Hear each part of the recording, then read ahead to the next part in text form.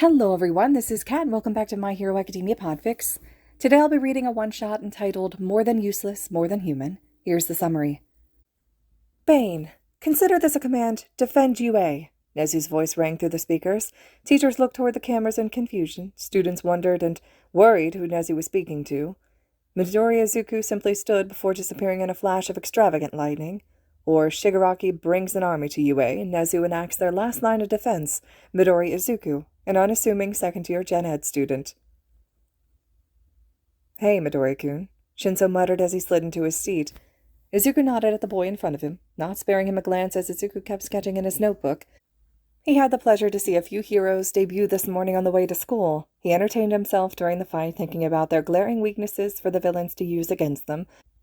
Of course, the villains never seemed to use the weaknesses that stood out to Izuku, so he wasn't sure if they were things that stood out to anyone else, but he did take a bit of pleasure being able to write out options to help those heroes, even if they didn't get to see them until later in the week. Shinso turned around in his seat, groaning as he did so. Izuku suppressed a smirk as he looked up. "How's your abs feeling today?" Shinso shot him a sharp look as he huffed. "I am as close to death as I can get without dying. Seriously, where does Aizawa-sensei get off on watching me find muscles I never even knew existed until now?" Shinso huffed, massaging circles into his thighs. "That man is going to be the cause of my death, I swear." Izuku smiled. "Well, at least you're no longer a stick figure. Finally, it looks like you eat a solid 3 meals a day." Shinso sniffed. "I wasn't that skinny." Izuku flipped to the back of his sketchbook and turned it around, showing Shinso the stick figure, trademarked that he had drawn out simply for the sake of this argument. "Your portrait begs to differ." Izuku flipped the page to show a different Shinso stick figure, and he fought his grin. "Your portrait also seems to be begging for food."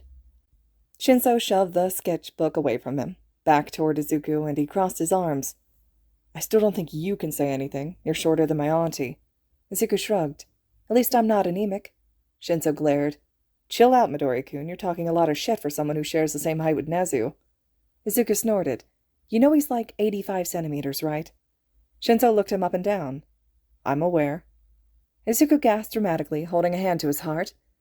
"Shinso-kun, I can't believe you would say such a thing to your bestest friend in the whole wide school." Shinso snorted. "Besides, I'm only looking out for you." "I thought you'd need to look up for me." Shinso raised an eyebrow. Izuku frowned. "Not really, your hair is like a beacon. I don't need to look for it. You remember when we watched the Lorax together?" Shinso groaned and Izuku grinned. "Even your mom agrees your hair looks like it came from the truffula trees."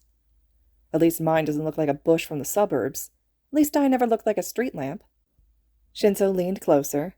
"At least my growth wasn't stunted because my dad forgot to come back with the milk." Izuku squinted his eyes at his friend. "At least my worst fear isn't a ceiling fan. At least I'll never be mistaken for a speed bump. At least I've never pretended to be emo to scare off new heroics classmates. Actually, I've never done any of that to my classmates." Shinso scoffed. "I never pretended." Izuku looked him up and down. "Then your emo phase was over quick, man." "What would you know about an emo phase, anyway?" Isuku panicked. "Nothing." Shinso grinned. "Off topic, we're spending the night at my house next weekend, right?" Izuku hung his head as Shinso snickered. He knew Shinso would somehow rope his older sister into giving them emo makeovers, and Izuku would have to live with the knowledge that they'd know how teenage edgy he looked with the eyeliner on. Hawks' words, not his. The bell rang, cutting off any extra commentary his friend might have had for him, and their homeroom teacher walked through the door. Izuku did have a special love for Present Mike growing up. The man was someone Isuku adored as he listened to the local radio station Put Your Hands Up whenever he could. Present Mike was more of a day-to-day hero than anyone else, especially since Present Mike had a talk portion of the show, allowing listeners to call in and talk about their day and any issues that they had with the hero. Isuku himself never called in, but he listened every time he possibly could, especially after Hawk snuck a Present Mike radio into his room. Present Mike was one of the only heroes Isuku grew up actually hearing, apart from case meetings and training nights. He was also one of the only heroes that Isuku was allowed to show interest toward. Whether that be analyzing hero fights or constructing counter-moves against the man, Isuku was only ever allowed to idolize him.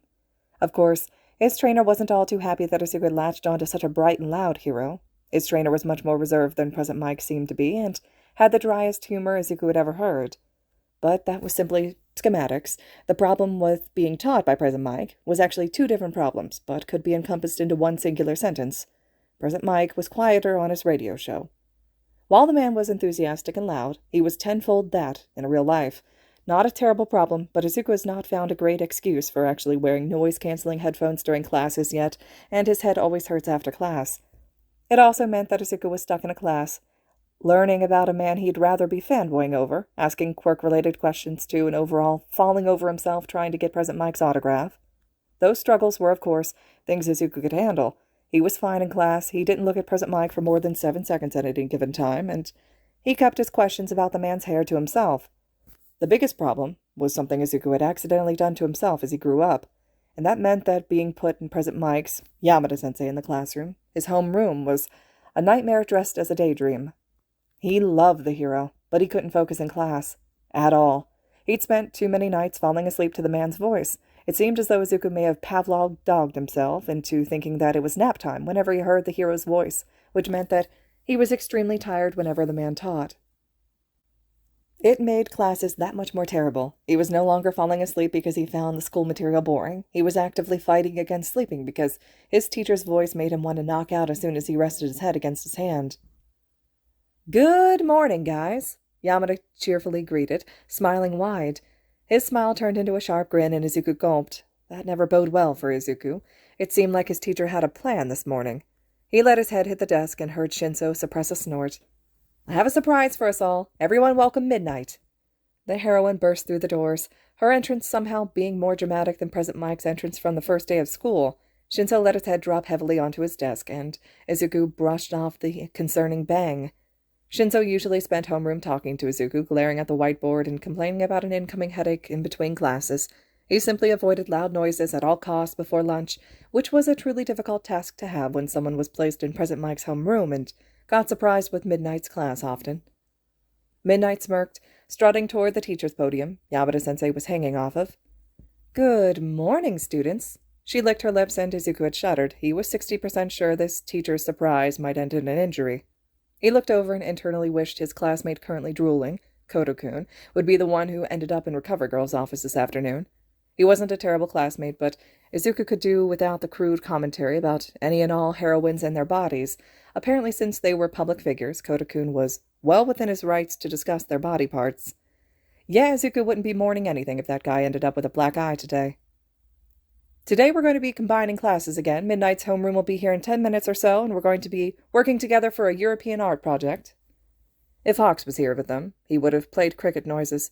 Izuku almost laughed at that image. "Get excited, guys," Midnight grinned, raising her hands in the air, "because this is going to be a competition." Yamada jumped up, doing jazz hands from behind Midnight, and Izuku so desperately wished that he hadn't begged to attend public school last year. His 15-year-old self truly was an idiot.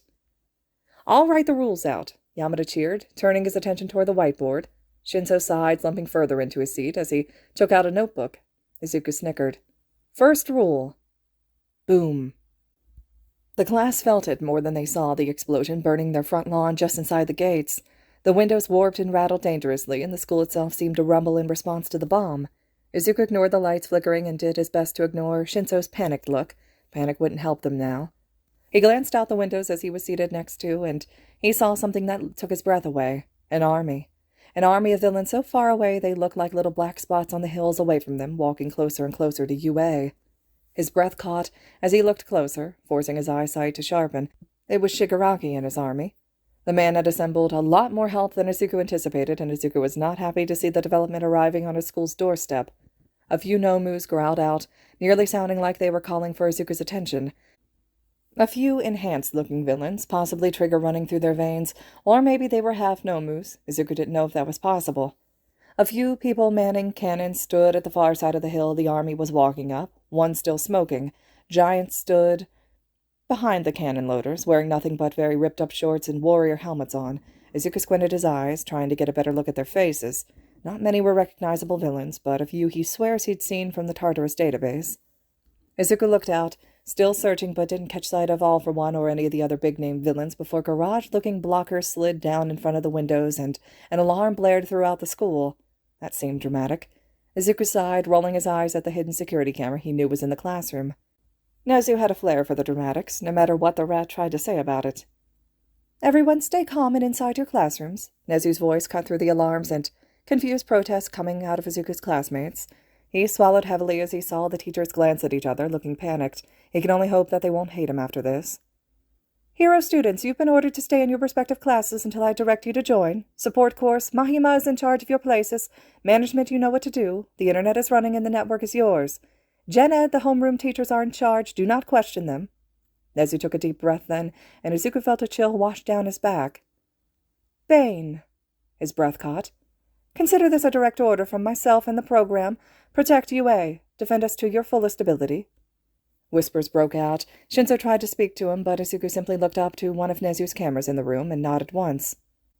Midoriya, what the hell are you looking at? Shinzo asked, looking confused and worried. Isuku grit his teeth, blinking slowly as he stood from his desk. Listeners, I need you all to stay seated right now, Yamada-sensei called out, trying to ensure order in the classroom. Izuku kept looking at Shinzo and sighed. I'm sorry for lying to you, Shinzo-kun. Thanks for being my friend, though. It's been really great. Before Shinzo could do more than tilt his head, Izuku called upon his power. Thunder rumbled outside the classroom, and lightning crackled through the ceiling straight into Izuku. He focused on transporting himself from inside the classroom to directly in front of the UA gates, stumbling a bit as he landed.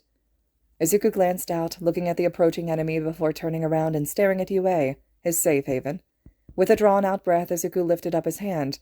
He forced a pocket of air to condense and seal off UA from the outside world, effectively creating a force field to encircle UA, encasing the entire building where he knew everyone was. Izuku sent out a separate force field, one that encompassed the dorms of UA, just in case anyone was still there for whatever reason. With that out of the way, Izuku called out, raising his spare hand. Lightning touched down once again, and he called upon the stars.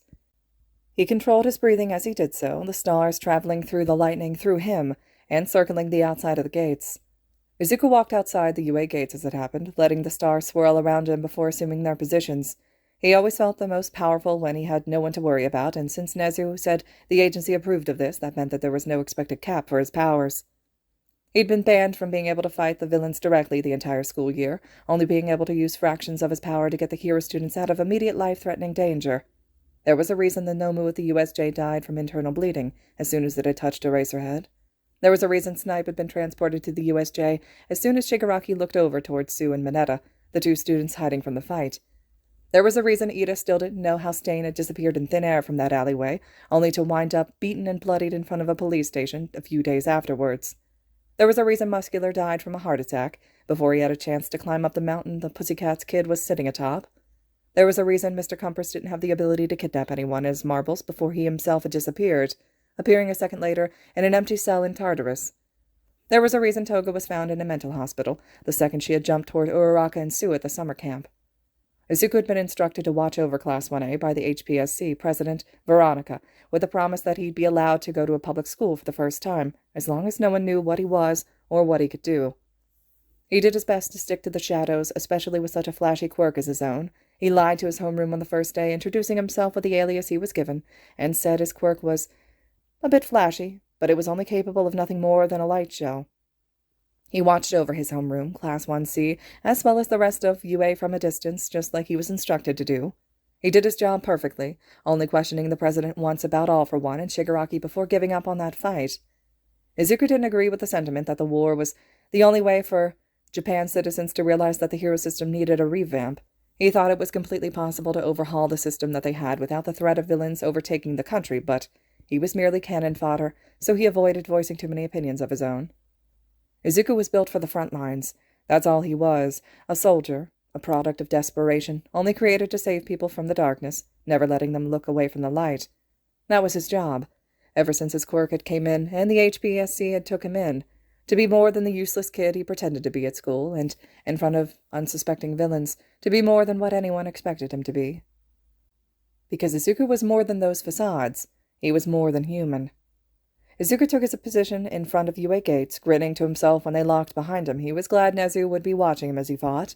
Nedzu would question him constantly about his abilities to the fullest, never getting an answer. Until now. He raised his hand above his head, gripping the lightning that made contact. It was a living sword, something no one but him himself could wield. Izuku flipped it around, grinning a bit as he slammed the tip of it into the ground in front of him. Lightning raced through the ground, making contact with the stars surrounding him, and crackling with energy as they began to resemble a human being.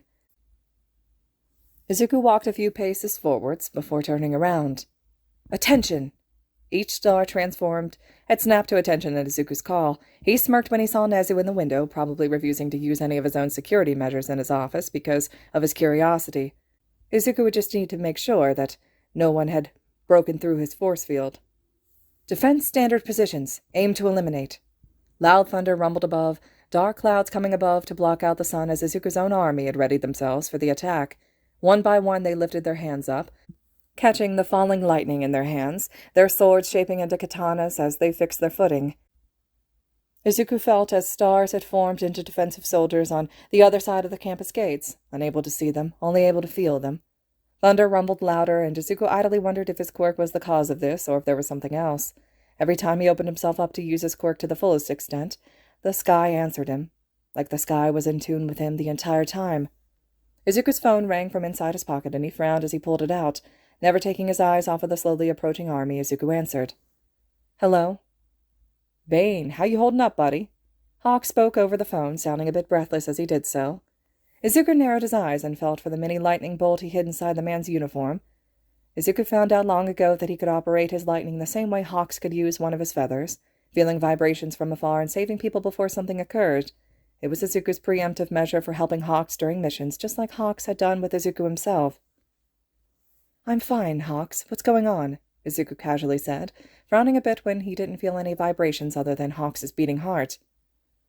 "I'm good. Chillin', enjoying the weather." Izuku winced.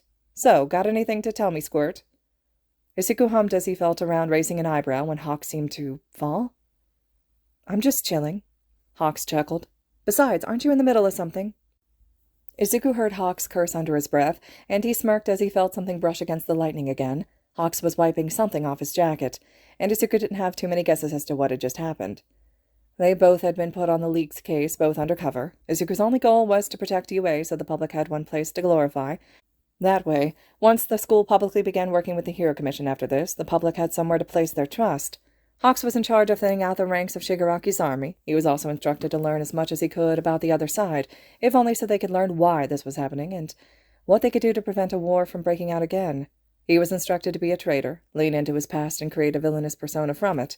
Izuku nearly laughed when it was Hawks' old handler that suggested his backstory, and coughed into his hand when Veronica forced the man out of the meeting room for being the one to suggest something so stupid. "I still don't know how you do that, Bane," Hawks muttered. Izuku grinned. "It's called a gift, Hawks. Do you need out of somewhere right now?" "Nah." Hawks cut himself off as a door slammed open, and on his side, he hurriedly spoke into the phone. "Actually, that'd be great." Isuku didn't waste another second, calling out to the lightning on Hawks and instructed it to land in Nedzu's office. He felt a wave of heat before Hawks had landed in the office safe and sound. Isuku heard a huff. "Can't believe you bugged me, Bane." "Don't act too innocent, Hawks. You did the same thing." Hawks just laughed. All right, you got me there. So, are you going to let me join the fight?" Isuku shook his head. "They told me I was allowed to go all out." "Okay, Bane, but Shigaraki and his crew might be a bit much to take on, even at your full power." Isuku snorted. "Hawks, I don't mean to be rude or anything." Isuku raised his free hand, and another force field encircled all of UA's campus, acting as a preemptive measure in case someone was able to break through his defense for the school and the dorms at all. "But you've never actually seen the full extent of what I can do." Hawks laughed a bit breathlessly. "All right, kid. The Nedzu and I can worry about the school itself. Knock those bitches out for us." Isuku hummed. "I'll do my best." "Oh, Nedzu told me to tell you there's an earpiece in your pocket and to please wear it." Hawks spoke quickly. Isuku turned and gave Nedzu's office a sharp look before rummaging through his pants pockets, finding the piece and pulling it up to his ear. "Why am I wearing this?" Nedzu spoke up through the phone then, squeaky and chipper. "Bane! It's an earpiece to connect you to Hawks, your trainers, Veronica-chan, and myself, of course. We'll tell you what's expected of you during the battle while assisting you as best as we can."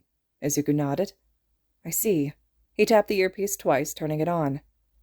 "Bane, once you turn on this line, cut your phone. Can't have you looking too relaxed out there." Snipe's voice had cut through the earpiece, and Isuku nearly chuckled. With a smirk, Isuku hung up and pocketed his phone as he answered his trainer back. "Apologies, cowboy. I always aim to look as professional as possible." Someone cleared their throat, then. "Bane, we predict this fight to last longer than your usual fights. Plan accordingly, since All for One has yet to show his face." "You mean his helmet?" Hawks corrected. Snipe snorted. "Damn right, partner. Once that devil shows his helmet, we're wanting you to knock him dead, Bane." Isuku nodded. "Copy that." A Nomu screeched, then a loud sound, sharp and ear-piercing. Isuku grimaced, the thing flew into the sky, breaking ranks. 2 others followed its lead. "Don't spend too long with the Nomus, no need to pay attention to them," Veronica's voice suddenly came through. Isuku whistled high and sharp, narrowing his eyes at his enemy. Thunder rumbled, lightning lit up the sky, and 3 unforgiving strikes of lightning slammed themselves into the Nomu's brains.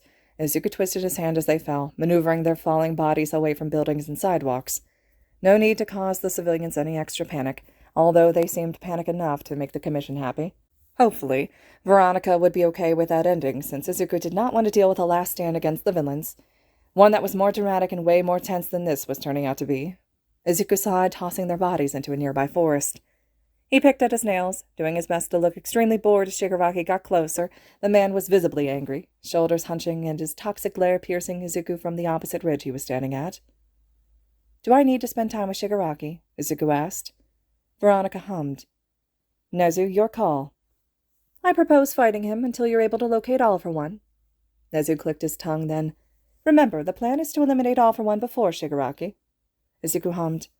"Yeah, I remember. Traumatize Shigaraki, see if All for One passed along his quirk or his consciousness, then act out accordingly to the villain's reactions." "Easy peasy," Hawks said. Veronica got back on the line. "Ah, Hawks, was your mission successful?" He winced. Nearly. Twice and Spinner were eliminated, though Dobby located me as I finished the job. Bane sent me to UA, which is where I currently am. Dobby's still alive, though he should be injured enough to stay away from this fight." "I see. Stay there and jump in whenever Bane seems winded. Dobby can be dealt with later," Veronica instructed. Izuku avoided scoffing into the earpiece. He knew it was his fault. He had never shown everyone what he was capable of, and he certainly never showed them how long he could keep it all up without even tiring. It was still annoying to listen to them make plans for his potential burnout, though. "Bane, you hear that? That means let him out of here whenever we say you got it, young'un," Snipe had commanded. Izuku resisted the urge to whine. Yeah, I got it. Let Hawks out whenever I start flagging." "Good," Snipe praised. "Now watch your 5 o'clock and don't die before I get a chance to knock some sense into you." Izuku whirled around, sword shimmering into existence. He twisted, jumping up and around as he avoided a barrage of knives headed his way. Flipping up and over, Izuku threw his sword, letting it embed itself into a villainess's neck. The shock, along with the sharp sword, killed her before she had a chance to counter him.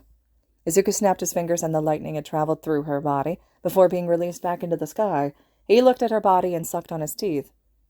What do you guys want me to do about the bodies?" he asked, looking away from her. Veronica sighed. "Right. Citizens can't handle dead people." "Is the forest a viable option?" Nedzu asked. Izuku hummed. "I can move them via air, but I can't teleport anything dead." "What about the front lawn of UA? Students can't see the fight, can they?" Veronica asked. Izuku waved his hand toward the barrage of villains throwing their quirks toward him. He controlled the air, circling around them. The ice and fire that was sent his way swirled around the quirk users, freezing them and burning them alive. Izuku huffed as he turned his attention back toward the approaching army. They seemed separated in waves, with Shigaraki being in the last wave. Izuku was not a fan of that.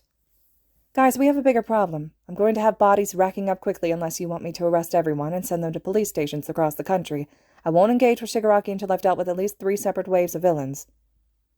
"Engage with them for 5 minutes." He heard Veronica snap her fingers.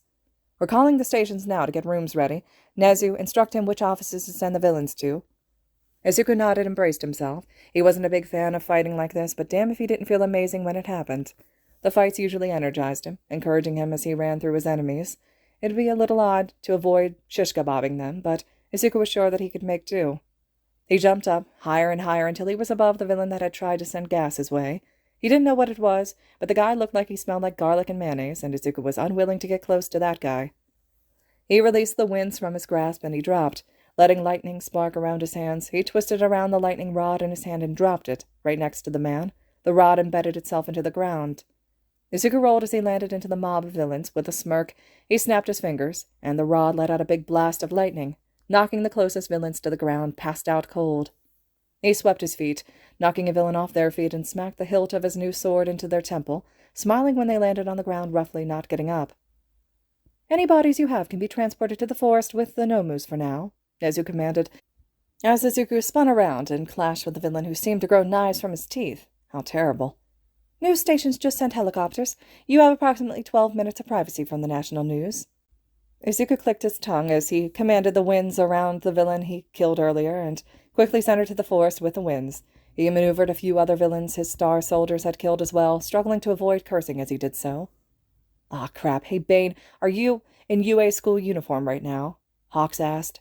Izuku's eyes widened as he sliced through another villain. "Fuck, yep. Yes, I am." Veronica groaned. "Nedzu?" "I have the extra left in my office, Bane." Izuku nodded as he raced through the villains' ranks. "Give it to Hawks. Hawks, put the lightning bolt in the costume somewhere. Theoretically, I should be able to teleport it onto myself." "And practically, young'un?" Snipe had questioned. He was the one Izuku had discovered he could only teleport living things with, so it only made sense as to why he was asking. Isuku nodded as he avoided another barrage of quirks. "Technically, it should work. Practically, I might flash a lot of people." Veronica groaned. No flashing people. You're too young for that, and besides, you're about to be on national TV in 7 minutes, Nedzu chirped. Izuku groaned. "Well, either I fight like this in UA's uniform in front of the world, or I take my chances with getting my uniform to me." "If you flash anyone, I'll shoot you, kid," Snipe had threatened. Izuku smirked as he jumped up and twisted his thighs around the villain's neck, snapping it. "Yikes, that's a bit extreme, cowboy." "Nothing's too extreme when it comes to keeping you in line, Bane," Snipe replied. Hawk snickered. "He's not wrong." "Whatever, Hawks, get him the uniform now," Veronica demanded. Hawks cleared his throat. "Bane, your uniform's ready whenever you are." Izuku jumped, letting the winds knock the villain to the ground, and shot himself up higher into the air. He quickly was wrapped up in the clouds and called for his uniform to come to him. The lightning show was intense, with the heat of the lightning burning off the UA uniform and surrounding him as his uniform fitted itself onto his body. He grinned, flexing his gloved hands as he did so. Releasing the winds, Isuku pulled his hoodie over his head with a grin. He landed, letting excess lightning travel through the ground as he did so. A few villains had dropped, and Isuku showed their comrades no remorse as he jumped back into the fight. He felt a star soldier behind him and jumped over them, smirking as the soldier had wrapped lightning around the villain's wrists like handcuffs, forcing them to the ground as they did so. "Nedzu, all police stations were notified," Veronica announced. "Perfect," Nedzu practically purred. "Bane, 5 villains to Kyushu." And Izuku teleported 5 random villains as he slid underneath a large guy, narrowly avoiding being stepped on. "Tokyo can handle 10 villains at each location. That takes care of 60. "Little one, do you really think that you can fight against us all?" the giant villain taunted him. Izuku glared at him. "Is anyone comfortable taking a giant?" "Hosu might be able to," Veronica spoke up. Nedzu hummed as Izuku sidestepped the giant villain again. "Hosu can take him. Send him to the station closest to the Hosu Zoo. You know where that is, yes?" Izuku smirked. "I know the one." He snapped his fingers, taking no small pleasure in being able to get rid of a giant villain. He hated when they monologued. It was even worse when the villain had an attitude like they were an S-ranked threat. 4 locations in Hosu, discounting the one that just took the giant. Each one can take 7. "Got it." Izuku spoke up, transporting the villains to the stations, sorting them into rooms and near tables with quirk-suppressing handcuffs readily available. Izuku pushed his incoming migraine away, unwilling to show any signs of fatigue, especially not so early in the fight. "Asue City can take 5 each. That takes care of 20. Send 80 to Fukuoka, 20 to each station." Izuku whirled around, eyes blazing blue as his lightning flickered around him, sending villains to different cities as fast as Nedzu spoke. "Naruhata can take 30 villains, 5 to each station. Veronica, any suggestions on the remaining?" "I think there's around 200 left, guys." Izuku panted a bit, jumping to avoid a stream of water fired his way. "Bane, send 40 to Jaku City, 10 to each station." Isuku huffed, dropping to the ground quickly as a villain had created water spheres in the air, trying to catch and drown him. He willed the lightning to teleport the 40 villains, taking care to make sure the water villain was taken away this time. He jumped back into the sky, breathing a sigh of relief when the spheres of water had dropped, splashing on the ground. He hated being forcefully grounded. "Any other suggestions?" Izuku asked as he danced around another villain, knocking them in the back of their neck as he did so. Izuku caught them and jumped up, holding them in his arms as he looked out and saw many villains, hopefully passed out, surrounding his star soldiers. "Our city can hold up to 70 villains, with each station taking 10. Veronica, what other cities have you contacted?" Nedzu spoke. Izuku let his lightning run through the villains' ranks, thinning them out even more as he had. He had his eyes lighting up brighter than they had been before, the lightning fully taking over his pupils then. His power was finally coming out of the cage Izuku had forced it into so long ago. It was time to play. "Hiroshima's willing to take 50 villains, 5 in each station. Isuku grinned, something vindictive and sharp, as he moved the villains to the stations. 3 more minutes before NNS-15 makes contact. Bane, be ready, Veronica instructed him. Isuku dropped down once again, spinning in the air as he landed, letting the winds and lightning knock out his enemies. Isuku let swords form in his hands, too, sinking into a fighting stance, and spun around to engage in the fight. He sliced at the villain, turning around and blocking an attack as he did so. He jumped up, knocking them down before stabbing someone else. "Bane, stab those villains off camera, dumbass," Snipe admonished him. Isuku smiled awkwardly, doing his best to calm his adrenaline. He had gotten a burst of excitement and accidentally fell into muscle memory. Whoops. Right, don't kill these guys." "Not on national news, Bane. It makes people uncomfortable, apparently," Veronica huffed. Quickly, Isuku had used the wind to rush the downed villains to the forest as he fought, taking care to avoid stabbing anyone this time. "Topoka City is willing to take 60 villains, each station able to take 10. Nedzu spoke up then, clearly trying to move as many villains out of the spotlight as he could. Izuku understood as he teleported them away. The villains couldn't have more exposure than they got now. As long as people knew the heroes fought against an army and won, they didn't need to know the details, like how Izuku had been able to move nearly 400 villains away, putting them behind bars before the battle was finished. Not to mention the villains that didn't make it to the end of the fight. He wondered how many there actually were. "And who are you?"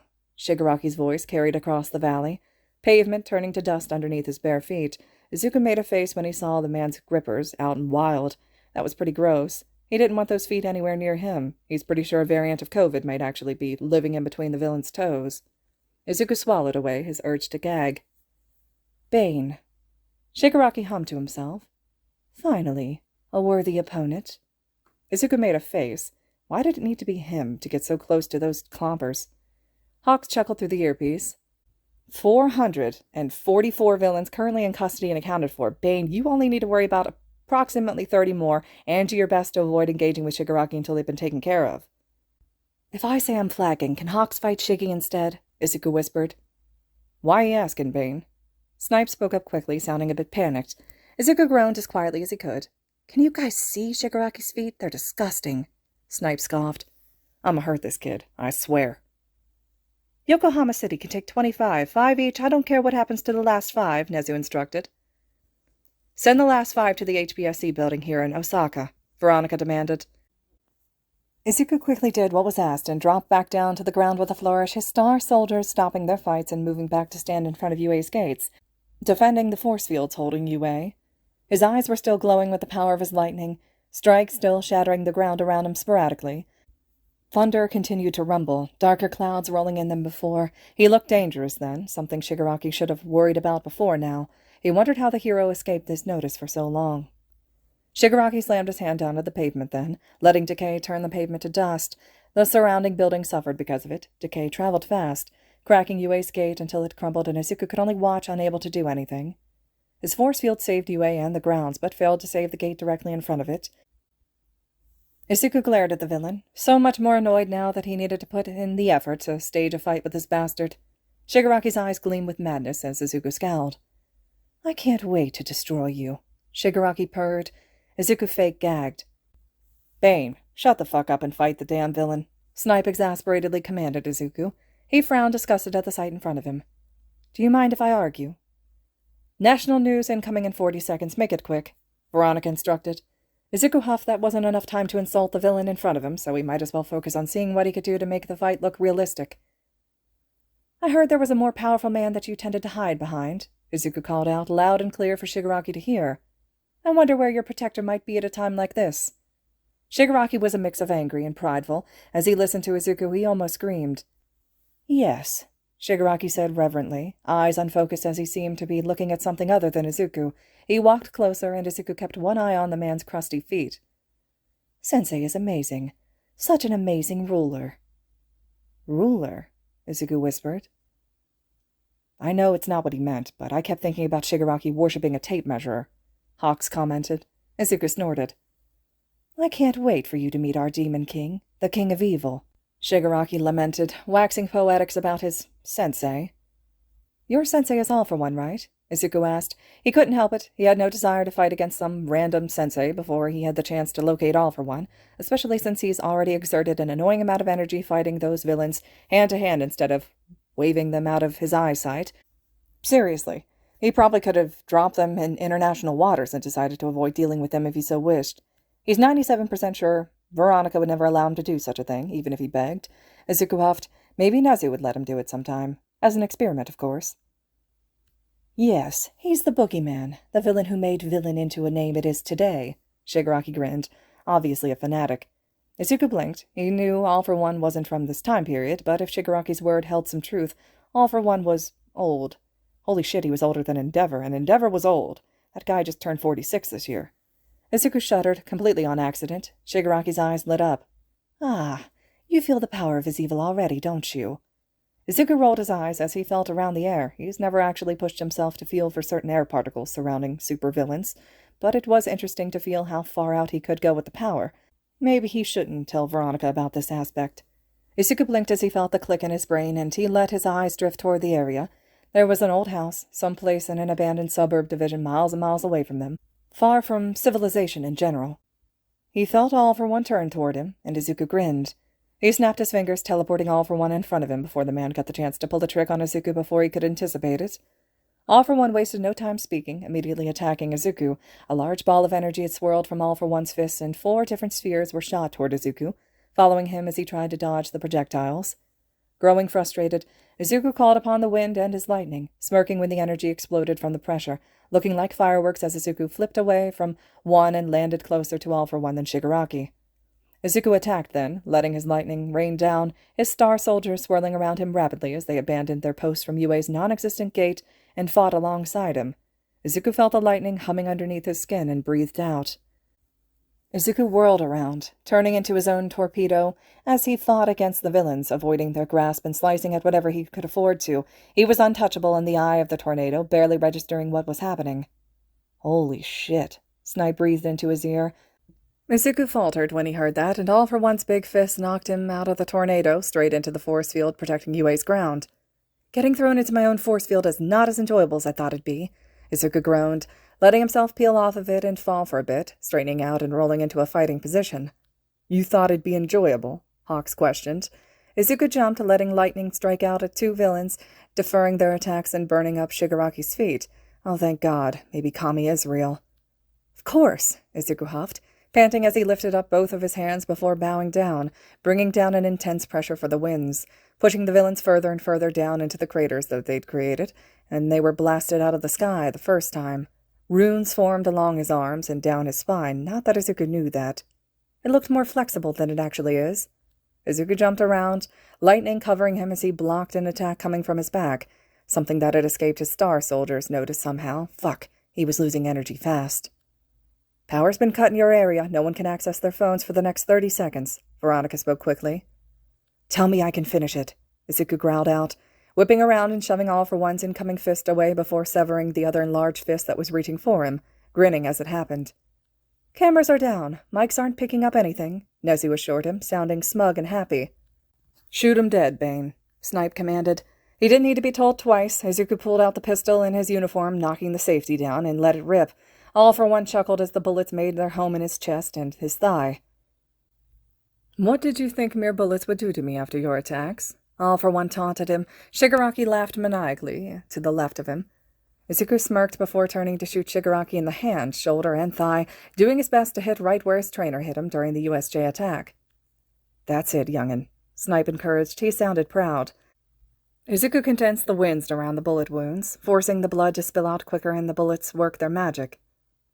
What's happening? All for One growled out, clenching and unclenching his regular-sized fist now. Izuku smirked as he looked down at the man. I thought you knew about Overhaul's little experiments. Izuku could see the second All for One understood what had just happened, because he made a mad lunge toward Izuku. He stepped out of the way, zapping the poor old man in front of him with lightning again inside. No, I have an empire. Not even All Might could kill me, All for One growled, and Izuku pinched the bullet wound before opening it wider. 10 seconds, Bane, Veronica reminded him. Izuku let lightning flow into the 2 villains as they died. Shigaraki was literally foaming at the mouth, eyes switching back and forth between glassy blue eyes and deep red. Izuku could only guess he made the right choice in eliminating both of them, since Shigaraki seemed to have a bit of All for One inside of him. Izuku huffed to himself as he watched them. What a waste of such a magnificent quirk. The quirk erasing bullets did their job, killing all for one. Shigaraki died not too long afterwards, and Isuku finally let up from the lightning attack. He rolled his shoulders, wincing when he noticed just how burnt the two were. Hopefully that wouldn't be something he was put under review for. Isuku looked up toward the sky, rolling his eyes when he saw the stupid news reporters hanging out of the helicopters, obviously trying to figure out what was happening down here, and figuring out a way to report what little they had been able to see. Isuku let the clouds drag in further, making the helicopter's visibility so bad Isuku could hardly see the thing anymore. Quickly he floated the two bodies into UA, shoving them in UA's forest, just to be on the safe side. Isuku tucked a few mini lightning bolts as well, just to make sure that neither of them had tried their hand at defying God under his watch. He'd kill them a second time if need be. He didn't give a shit. "You can lift the emergency protocols, Nedzu. Everything is clear," Isuku confirmed once the bodies landed, dusting off his hands and letting the clouds drift away from the news helicopter. Nedzu chuckled. "The emergency state was lifted from UA nearly as soon as it was just Shigaraki and yourself out there." Isuku groaned, running his hands down his face. "Why in the world would you do that?" "The teachers at UA needed to know how badly they lost in a bet against me," Nedzu responded easily. Veronica snorted. "Your staff bet against you?" Nedzu hummed. "It seems silly, doesn't it?" "Silly doesn't even begin to cover it," Hawks pointed out. Isuku groaned again, much louder and much more annoyed this time. "I'm on my last straw."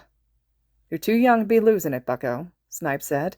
Isuku just rolled his eyes and began stretching out. His calf was shooting pain into his shins, and Isuku was not willing to deal with shin splints for the rest of the day. As he bent down, Isuku breathed out, letting the force fields drop slowly. He saw the area darken and looked around, finally realizing the lightning surrounding him and the runes written in his skin. Isuku didn't honestly realize what he looked like at the moment, though the rest of the world did. The rest of Japan did. The entirety of UA did. Isuku had foreign runes written up and down his arms, stopping at his wrists. The runes were written along the back of his neck and slipped down his spine. They glowed blue, the same blue as his striking eyes, shining brightly against his tan skin, the same blue that glowed with the sporadic lightning dancing around the boy, the same blue as the lightning decorating the dark sky above them all. It was like looking at a blessed deity that had cracked open the heavens, a god visiting Earth. Thunder cracked at his bidding, responding to whatever he had done. The lightning lit him up like heaven itself was shining a light on him. The hood knocked around enough so the students could see the stark white hair ebbed with a striking blue, eyes pure white except for the blue lightning taking over the boy's pupils, the freckles along his face transforming into living active stars, dancing along his cheeks. He was the embodiment of creation. Something simultaneously haunted and holy, something that was made by holy hands and glorious blessings, something that had been carved from the concept of beauty itself. Japan had found their embodiment of a god from a fight that changed the tide of how citizens responded to the war. Although a war had happened, Japan knew why. They knew why, and they no longer cared as much as they should have. Because they had something more than a hero on the side of the people, fighting for them, defending them all. They had a god. After another few dozen breaths, the clouds had begun to part, and the thunder was quiet as Isuku gradually tucked his quirk back inside him, no longer commanding the winds and sky, no longer extending himself across the skies. "I'm too young to be dealing with you guys," Isuku finally responded to Snipe. "Bane, report to Nedzu's office. I'll be there once these villains have been dealt with," Veronica spoke over the line. "Yes, ma'am. Should I expect a debriefing meeting?" Isuku questioned, doing his best to avoid sounding like he'd rather take a 72-hour nap rather than deal with that meeting. Veronica sighed. "In every station, there's at least 5 villains currently being processed and in custody, while most are dealing with 10 to 20. It'll be a while before a detective can join us for a debrief meeting. The only thing we need to do is move bodies to a more secure location than a forest, and then we're all free to go." Isuku nodded. That sounded doable and much more practical than what he thought might happen. "All right. Also, Bane, since you'll be joining us, you can answer a few of our questions," Hawk said, obviously grinning. Isuku narrowed his eyes. "And what's in it for me?" "We won't be torturing it out of you, young'un," Snipe assured. The sound of a gun clicking flickered through the earpiece, and Isuku sighed, too tired to deal with this. "I'll give you a contract to work with NATO if you'd like." Veronica butted in, making a deal that Isuku had been salivating over. He didn't plan on holding the information about his quirk hostage, but now that she was proposing a way for Isuku to be able to become an international hero when he got older and graduated from the defense program he was currently in, well... "Veronica, once I sign that contract, you'll be the first to know everything," Isuku assured as he walked toward UA. "Snipe, what would keep Bane at UA?" Nedzu asked them. Veronica snorted as Snipe had answered. Anything bright, explosive, and fast would keep him here. I could teach you how to explode anything in less than 10 seconds, Nedzu offered. Isuku smirked. Oh, Veronica, it looks like you might have some competition. Veronica laughed at him. Right. I can promise that you'll blow things up with NATO, especially if I get you in contact with David Shield on Island again. I can also let you meet David Shield, with All Might as a tour guide, Nedzu countered. Izuku chuckled as he walked back up the steps to UA, ignoring the eyes following him from the windows, and he teleported himself into Nezu's office, not willing to risk taking the halls all the way up. He crossed his arms at his 2 co-workers, cooking up arrangements for him to stay in Japan for the rest of his life, a small smile resting on his lips. Is school an influential factor for Bane? Nedzu asked Hawks. Hawks chuckled. Please. He burned his textbook once because math wasn't supposed to have letters and fell asleep afterwards.